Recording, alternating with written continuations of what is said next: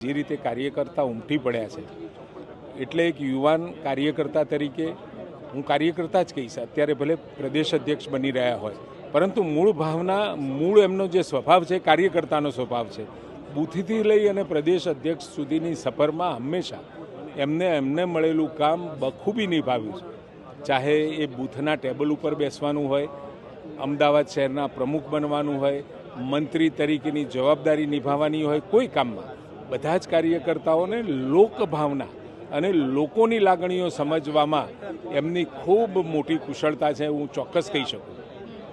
આટલા સમયથી તમે એમની સાથે કામ કર્યું છે, CR પાટીલ સાથે પણ લાંબા સમયથી કામ કર્યું છે. પડકારો કયા જોઈ રહ્યા છો? કારણ કે 162 સીટનું ભારણ પણ છે એમના ઉપર. આ પરસેપ્શન પડકારનો તમારા તરફથી જ થઈ રહ્યો છે, બાકી એવો કોઈ પડકાર નથી.